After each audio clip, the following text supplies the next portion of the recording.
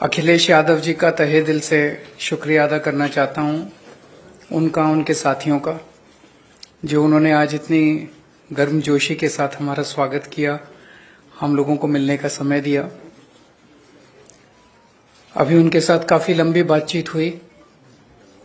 बातचीत का विषय आप लोग जानते ही हैं कि दिल्ली के लोगों ने बहुत लंबा संघर्ष करके, दिल्ली के लोग वोट डालते हैं, वोट डाल के एक सरकार चुनते हैं और उम्मीद करते हैं कि वो सरकार उनके सपनों को, उनकी जरूरतों को पूरा करेगी। और यही हमारा संविधान कहता है, यही भारतीय जनतंत्र है। लेकिन 2015 में जब हमारी सरकार बनी थी दिल्ली में, तो फरवरी में हमारी सरकार बनी और मई के महीने में मात्र 3 महीने बाद मोदी सरकार ने एक नोटिफिकेशन जारी करके हमारी सारी शक्तियां छीन ली। ब्यूरोक्रेट्स के ऊपर जो कंट्रोल होता है एक चुनी हुई सरकार का, अफसरशाही के ऊपर, ऑफिसर्स की ट्रांसफर पोस्टिंग, कोई ऑफिसर काम ना करे तो उसकी डिसिप्लिनरी प्रोसीडिंग्स, गलत काम करे, भ्रष्टाचार करे, उसके खिलाफ एक्शन, नई पोस्ट क्रिएट करना, रेगुलराइजेशन करना, ये सारी जितनी भी शक्तियां थी वो सारी शक्तियां उन्होंने एक नोटिफिकेशन जारी करके छीन ली दिल्ली सरकार से, आम आदमी पार्टी की सरकार से। उसके बावजूद हमने काफी काम किया और इतना काम किया कि अगली बार फिर हम भारी बहुमत से जीते। 70 में से 62 सीट आई हम लोगों की। लेकिन 8 साल की कोर्ट कचहरी की लड़ाई के बाद 11 मई को सुप्रीम कोर्ट की संविधान पीठ ने, कॉन्स्टिट्यूशन बेंच ने 5-0 से फैसला दिया कि सारी शक्तियां चुनी हुई सरकार के पास होनी चाहिए। अगर चुनी हुई सरकार के पास अफसरशाही पे कंट्रोल करने की शक्तियां नहीं होंगी तो वो सरकार काम नहीं कर सकती, चुनी हुई सरकार काम नहीं कर सकती, और ये संविधान के खिलाफ है। बहुत क्लियर ऑर्डर था, स्ट्रांग ऑर्डर था। हमें अपना अधिकार, दिल्ली के लोगों को अपना अधिकार पाने में 8 साल लग गए, लेकिन मोदी जी को 8 दिन लगे। 11 मई को सुप्रीम कोर्ट का ऑर्डर आया और 19 मई को प्रधानमंत्री जी ने अध्यादेश पारित करके सुप्रीम कोर्ट के ऑर्डर को कैंसिल कर दिया, पलट दिया। 19 मई को क्यों किया? 19 मई की शाम को 5 बजे सुप्रीम कोर्ट बंद हो गया, वेकेशन हो गई सुप्रीम कोर्ट की। 5 बजे वेकेशन हुई, रात को 10 बजे रात के अंधेरे में मोदी सरकार ने अध्यादेश जारी करके सुप्रीम कोर्ट का ऑर्डर कैंसिल कर दिया। यही दिखाता है कि उनके दिल में काला था। अगर वो 2 दिन पहले सुप्रीम कोर्ट का वो अध्यादेश जारी करते, हम सुप्रीम कोर्ट से जाके स्टे ले आते। लेकिन अब सुप्रीम कोर्ट बंद है, तो अभी हमें महीना भर रुकना पड़ेगा। जब सुप्रीम कोर्ट खुलेगा हम सुप्रीम कोर्ट भी जाएंगे। लेकिन ये अध्यादेश जब संसद के अंदर आएगा, तो संसद में, लोकसभा में तो बीजेपी की मेजॉरिटी है, लेकिन राज्यसभा के अंदर बीजेपी के मेजॉरिटी नहीं है। 238 में से 93 केवल बीजेपी के हैं। तो अगर सारी नॉन बीजेपी पार्टियां मिल जाएं तो इस अध्यादेश को हराया जा सकता है, इसे गिराया जा सकता है। और अगर ये अध्यादेश गिर गया तो आप ये मान के चलिए कि 2024 का सेमीफाइनल हो जाएगा। राज्यसभा के अंदर अगर इनका अध्यादेश बिल नहीं बन पाता और हार जाता है, पूरे देश में बहुत स्ट्रांग मैसेज जाएगा कि मोदी सरकार दोबारा नहीं आ रही है। मेरी अभी इसमें काफी विस्तार से चर्चा हुई माननीय अखिलेश जी से, और मैं तहे दिल से उनका शुक्रिया अदा करता हूं। दिल्ली के लोगों की तरफ से, दिल्ली के 2 करोड़ लोगों की तरफ से अखिलेश जी का और उनकी समाजवादी पार्टी का मैं शुक्रिया अदा करता हूं कि उन्होंने हमें पूरा आश्वासन दिया है कि राज्यसभा के अंदर जब आएगा तो पूरे समर्थन करेंगे दिल्ली वालों का और इसका विरोध करेंगे। मैं अब अखिलेश जी से रिक्वेस्ट करूंगा कि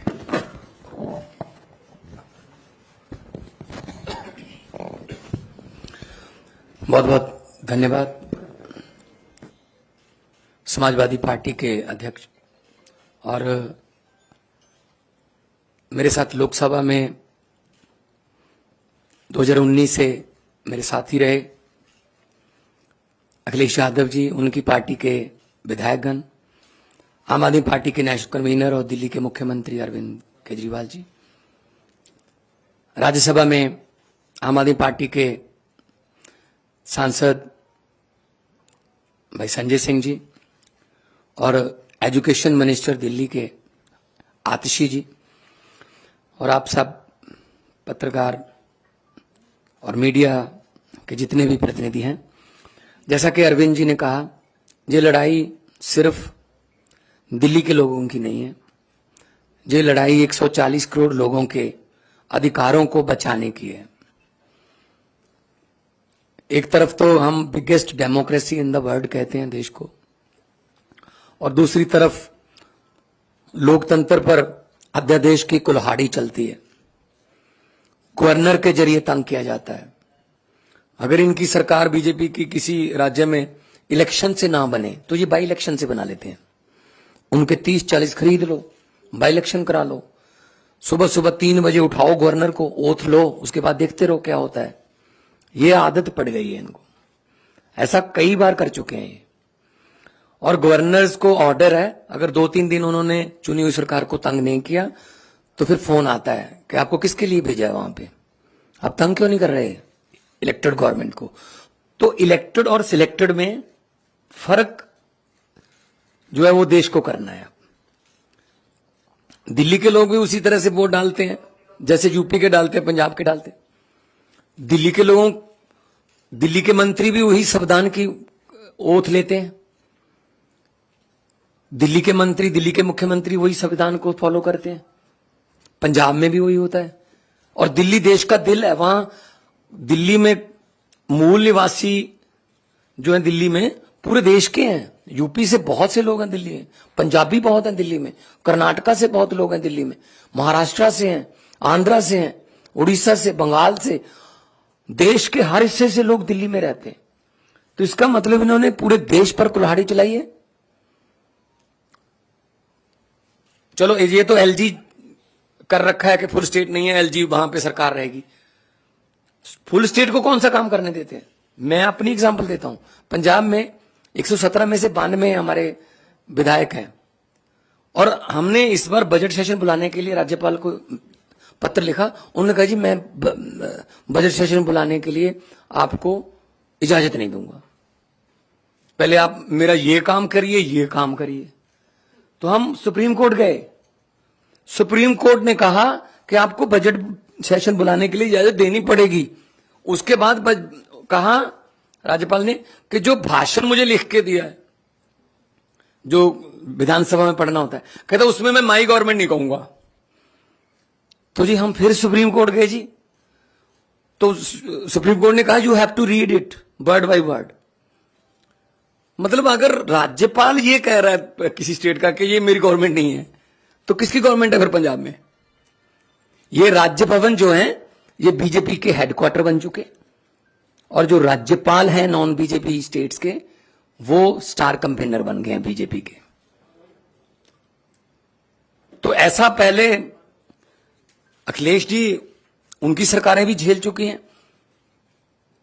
ऐसा किसी भी प्रदेश के लिए अध्यादेश आ सकता है कि जी बस आप खत्म, हम शुरू। तो ये लोकतंत्र कहां गया? अभी अमेरिका के जो व्हाइट हाउस के एक बुला रहे थे, वो कह रहे थे भारत में लोकतंत्र जीवित है। वो व्हाइट हाउस से कह रहे थे, यहां बुलाने की जरूरत है उनको। जिस दिन ट्रंप जी आए थे, उनकी पत्नी ने कहा मैंने दिल्ली के स्कूल देखने हैं, सरकारी स्कूल। तब स्कूल कौन से दिखाए गए? केजरीवाल वाले, एमसीडी वाले नहीं दिखाए गए, क्योंकि उनको पता था क्या हालचाल। तो ऐसे मतलब आप सबको साथ लेके चलिए, सबका साथ सबका विकास। जो जहां चुना गया है उसकी साथ दो। सेंट्रल सरकार के पास शक्तियां हैं, वो राज्यों के अधिकार क्यों छीन रहे हैं? हमारा आरडीएफ का पैसा नहीं दिया अभी तक, हमारा जीएसटी रोक रखा है अभी तक, हमारा नेशनल हेल्थ मिशन का पैसा रोक लेते हैं, हम ये पैसे नहीं देंगे, ये नहीं देंगे, ये नहीं देंगे। ये सरकारें चलती हैं ऐसे क्या? तो ये बहुत ही फेडरल स्ट्रक्चर के लिए बहुत खतरनाक है। और समाजवादी पार्टी आंदोलन से, जेपी आंदोलन से निकले हुए नेता इसमें हैं, और उन्होंने तो बहुत संकट देखे हैं देश पर। तो आज जिस गर्मजोशी से और जिस जो शिद्दत से हमें सम्मान दिया अखिलेश जी ने, हमें इज्जत दी, उसके लिए आप बहुत आभारी हैं। और हमें उम्मीद है कि लोकतंत्र की जो लड़ाई लड़ने के लिए हम इनका साथ लेने के लिए आए हैं, उस लड़ाई में हमारा साथ देंगे। और इस लड़ाई से कोई भगवंत मान, कोई केजरीवाल या कोई अखिलेश जीतेगा नहीं। इस लड़ाई में जीतेगा तो देश की 140 करोड़ जनता जीतेगी। जी अखिलेश भाई।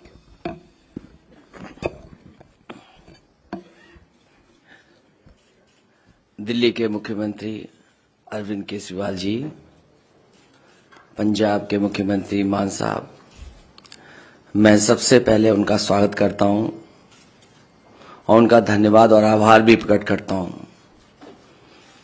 मैं उनको भरोसा दिलाता हूं कि दिल्ली का अध्यादेश जो आया है वो एंटी डेमोक्रेटिक है। इस ऑर्डिनेंस की जो सोच है वो एंटी डेमोक्रेटिक है। मैं आपको भरोसा दिलाता हूं कि समाजवादी पार्टी का पूरा साथ आपके साथ है। साथ ही साथ जो आप अच्छा काम कर रहे हैं शिक्षा के क्षेत्र में, स्वास्थ्य के क्षेत्र में, वो भारतीय जनता पार्टी को रास नहीं आ रहा। अच्छे काम को बिगाड़ने का काम देश में अगर कोई काम कर रहा है तो वो भारतीय जनता पार्टी है। और आपके अच्छे काम को और अच्छी सोच को देख करके घबरा रहे हैं। उन्हें लग रहा है कि दिल्ली की जनता कहीं 7 बटे सन्नाटा न कर दे बीजेपी को, इसलिए आपके खिलाफ ये ऑर्डिनेंस लाया है। मैं आपका सहयोग करूंगा, साथ दूंगा। हमारे जितने भी सदस्य हैं वो आपके साथ होंगे।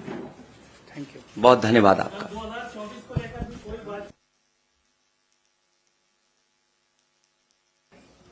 आज उसके बारे में कोई बातचीत नहीं हुई। आज हमारी इस अध्यादेश के बारे में बातचीत हुई।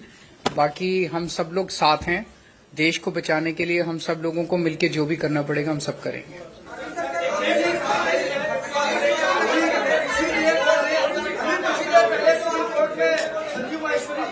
अभी अरविंद सर, आपसे एक सवाल है कि प्रदेश में कानून व्यवस्था को लेकर ये सवाल है कि थोड़ी देर पहले ही कोर्ट में एक हत्या हो गई है, 2 लोगों की उसमें जान चली गई है। इसके पहले पुलिस अधिकारी की हत्या हो गई। आप मत पूछिए, आप आपसे मत पूछिए। देखिए, आप भी वही पूछ रहे हैं, आप भी वही पूछ रहे हैं। अगर समाजवादी पार्टी कुछ कह देगी तो कहेंगे कि समाजवादियों ने मरवा दिया। बहुत धन्यवाद आपका। ये बात आप समझते हो, इसलिए मुझे बोलना नहीं है। आइए।